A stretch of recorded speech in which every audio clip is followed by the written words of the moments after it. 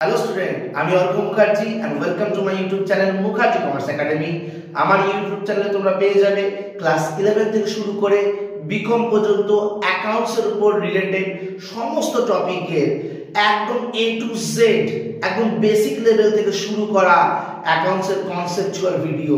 তাই দেরি না করে আজই আমার ইউটিউব চ্যানেলটা সাবস্ক্রাইব করে নাও আর নিজের বন্ধুদের শেয়ার করতে ভুলো না জানো। চলো শুরু করা যাক আজকের ভিডিও। ফ্রেন্ডস, আমি Arghya Mukherjee and welcome back to my YouTube channel Mukherjee commerce academy. আজকে আমরা Kazi Nazrul Islam university BCom first সেমিস্টারের অন্যতম টপিক কনসাইনমেন্ট নিয়ে আলোচনা করতে চলেছি। এই কনসাইনমেন্ট টপিকটা শুধুমাত্র বিকমের স্টুডেন্টদের জন্যই নয়, সিএ এবং সিএমএ যারা পড়ছো তাদের জন্য কিন্তু ততটাই ইম্পর্ট্যান্ট। এবং এই টপিকটাকে ভালো মতো বুঝতে না পারলে তোমার কিন্তু পরীক্ষায় নম্বর অনেকটাই কমে যাবে। আর আজকের এই ভিডিওতে আমি টপিকটা সম্পর্কে যতটা পারছি ইজি ওয়েতে বোঝানোর চেষ্টা করছি, তাই সময় নষ্ট না করে চলো শুরু করা যাক আজকের ভিডিও। প্রথমেই তোমাদেরকে বলে রাখি যে কনসাইনমেন্ট যে চ্যাপ্টারটা আছে এখানে তোমাদের থিওরি পার্টটাকে ভালো মতো বুঝতে লাগবে, তবে কিন্তু তোমরা ম্যাথামেটিক্যাল পার্টগুলোকে খুব সুন্দর করে সহজেই বুঝতে পারবে। তো কনসাইনমেন্ট অ্যাকাউন্টে প্রথমে যেটা তোমাদেরকে বুঝতে লাগবে সেটা হচ্ছে কনসাইনার কাকে বলে এবং কনসাইনি কাকে বলে। দেখো, আজকে আমরা থিওরি পার্টটাকে একটু বোঝার চেষ্টা করছি কনসাইনার আর কনসাইনি দিয়ে শুরু করে। তো কনসাইনার এবং কনসাইনি জানার আগে যেটা জানতে লাগবে সেটা হচ্ছে কনসাইনমেন্ট ব্যবসা কাকে বলা হয়। তো দেখো, কনসাইনমেন্ট হচ্ছে এমন এক ধরনের ব্যবসা যেখানে একজন ব্যক্তি যখন তার ব্যবসাকে ইনক্রিজ করতে চায় কিন্তু কোনো ব্রাঞ্চ না ওপেন করেই, তখন সে কিন্তু কনসাইনমেন্ট বেসিসে আসতে পারে। কনসাইনমেন্ট হচ্ছে এমন একটা প্রসেস যেখানে একজন ব্যক্তি কিছু এজেন্টকে হায়ার করে এবং এজেন্টকে হায়ার করার পর তাদেরকে কমিশন প্রোভাইড করে যাতে সেই এজেন্টরা কমিশনের এগেনস্টে তার হয়ে দ্রব্যগুলি বিক্রি করে বা গুডস সেল করে দেয়। তো এখানে যে ব্যক্তি গুডস পাঠান তাকে বলা হয় কনসাইনর, তাকে বলা হচ্ছে কনসাইনর। এবং জানতে লাগবে কনসাইনরকে আরেক ভাগে আমরা বলতে পারি প্রিন্সিপাল। কি বলতে পারি? প্রিন্সিপাল বা মুখ্য ব্যক্তি। এই কনসাইনর কিন্তু কি করছে না, তার উৎপাদিত দ্রব্য কি করছেন বিভিন্ন অঞ্চলে তার যে কনসাইনি আছেন তাদেরকে পাঠাচ্ছে। এখানে কনসাইনি এজেন্ট হিসাবে কাজ করছে। ওকে, কনসাইনি এজেন্ট হিসাবে কাজ করছে এবং নির্দিষ্ট কমিশনের বিনিময়ে কিন্তু কনসাইনি কনসাইনারের হয়ে কি করছে না, গুডস বিক্রি করতে সাহায্য করছে।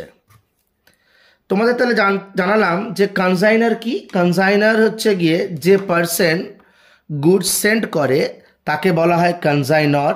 যেমন তোমরা ছবিতে দেখতে পাচ্ছ যে এ, বি, সি আর ডি কে গুডস সেন্ড করছে, তাই এখানে বি, সি আর ডি হচ্ছে গিয়ে কনসাইনি। আর এ যেহেতু গুডসটাকে পাঠাচ্ছে তাই এ হচ্ছে গিয়ে কনসাইনর। এ হচ্ছে এখানে প্রিন্সিপাল এবং বি, সি, ডি যারা কনসাইনি তারা হচ্ছে তার এজেন্ট। এখানে কনসাইনর যে মালটা পাঠাচ্ছে তার এগেনস্টে সে কিছু কমিশন পে করছে কনসাইনিদেরকে, যাতে কনসাইনিরা তার হয়ে মাল বিক্রি করে দেয়। এবার নেক্সট যে টপিকটা তোমাদেরকে জানতে লাগবে কমিশনের ব্যাপারে সেটা হচ্ছে কনসাইনমেন্ট বেসিসে কনসাইনর কনসাইনিকে সাধারণত 3 প্রকারের কমিশন প্রোভাইড করে থাকে। প্রথম হচ্ছে অর্ডিনারি কমিশন, সেকেন্ড হচ্ছে ডেল ক্রেডিয়ার কমিশন আর থার্ড হচ্ছে গিয়ে স্পেশাল কমিশন। ফার্স্ট বললাম তোমাদেরকে অর্ডিনারি কমিশন, সেকেন্ড বললাম ডেল ক্রেডিয়ার কমিশন, আর থার্ড বললাম স্পেশাল কমিশন। অর্ডিনারি কমিশন একদম ফ্ল্যাট কমিশন হয়। সাপোজ ধরো কোনো কনজাইনারের হয়ে 1 লাখ টাকার মাল বিক্রি করলো, তাহলে 1 লাখ টাকার সিম্পল 1% বা 2% যদি কমিশন দেওয়ার কথা হয়ে থাকে, ধরো সাপোজ 2% কমিশন দেওয়া হবে, তাহলে 1 লাখ টাকা 2% হচ্ছে 2000 টাকা কমিশন প্রোভাইড করবে কে? কনজাইনার। কাকে প্রোভাইড করবে? কনজাইনিকে। ওকে। ডেল ক্রেডিয়ার কমিশন কি স্যার? ডেল ক্রেডিয়ার কমিশন হচ্ছে এমন এক ধরনের কমিশন যেটা কনজাইনিকে পে করছে। আবার বলছি, কনজাইনিকে পে করছে, কিন্তু কন্ডিশন একটাই, এক্ষেত্রে যদি কোনো ব্যাড ডেপ্ট অ্যারাইজ করে তাহলে কিন্তু সেই ব্যাড ডেপ্টের পুরো ভাগটাই কিন্তু বহন করতে হবে কনজাইনিকে। তার মানে যদি কোনো ধরনের ব্যাড ডেপ্ট অ্যারাইজ হয় তাহলে তার দায়িত্বই চলে যাবে পুরোটাই কিন্তু কনজাইনির কাছে। কনজাইনার সেক্ষেত্রে কোনো দায়িত্বই নেবে না। ওকে। নেক্সট পার্ট হচ্ছে স্পেশাল কমিশন। এই স্পেশাল কমিশনকে আমাদের একটু ভালো করে বুঝতে লাগবে। এখানে ধরে নাও সাপোজ কনজাইনার বলল যে কনজাইনিকে যে আমি যে প্রোডাক্টটা তোমাকে পাঠাবো, সাপোজ ধরো এই পেনটাই পাঠাচ্ছে কনজাইনার এ কনজাইনি ডিকে, আর বলে দিল যদি এই পেনটা তুমি 10 টাকায় বিক্রি করতে পারো তাহলে আমি তোমাকে কমিশন দেবো 1 টাকা, আর 10 টাকার উপরে যদি তুমি যত টাকা বেশিতে বিক্রি করবে আমি অতিরিক্ত তোমাকে আরও 1% কমিশন দেব। ভালো করে বুঝবে। আবার বলছি তোমাকে এক্সাম্পলটা। সাপোজ ধরো এ কনজাইনার, ডি হচ্ছে কনজাইনি। এ তার কনজাইনি ডিকে বললো তুমি যদি এই পেনটা 10 টাকায় বিক্রি করতে পারো তাহলে কমিশন হিসাবে আমি তোমাকে 1 টাকা দেবো। এখানে কিন্তু টাকায় বললাম, 1 টাকা দেবো। আর 10 টাকার উপরে যত বেশি টাকা তুমি বিক্রি করতে পারবে পেনগুলোকে তাহলে আমি তোমাকে এক্সট্রা 1% দেবো। এখানে পার্সেন্টেজের কথা বললাম। সাপোজ ধরো ডি 2000 পেন বিক্রি করলো 12 টাকা করে, তাহলে দেখো 10 টাকায় বিক্রি করার কথা ছিল কিন্তু ডি বিক্রি করেছে কত টাকায়? 12 টাকায়। তাহলে 12 মাইনাস 10, 2 টাকা করে এক্সট্রা বিক্রি করেছে প্রত্যেক পেনে। এবার যদি এরকম 1000 পেন বিক্রি করে থাকে তাহলে এক্সট্রা বিক্রি করে পেয়েছে 2000 টাকা, এবং সেই হিসাবে 1% কমিশন হচ্ছে 20 টাকা। এই যে অতিরিক্ত 20 টাকাটা, এটার নাম হয়ে যাবে গিয়ে স্পেশাল কমিশন, যেটা এ কনজাইনার তার কনজাইনি ডিকে দেবে। রিজন হচ্ছে গিয়ে ডি এখানে নির্ধারিত মূল্যের থেকে বেশি দামে তার পণ্যটা বিক্রি করেছে। এরপরে আমাদের কনসাইনমেন্ট টপিকে আরও যেটা জানতে লাগবে সেটা হচ্ছে কিছু নন রেকারিং এক্সপেন্সেস এবং রেকারিং এক্সপেন্সেস বা রেকারিং চার্জেস।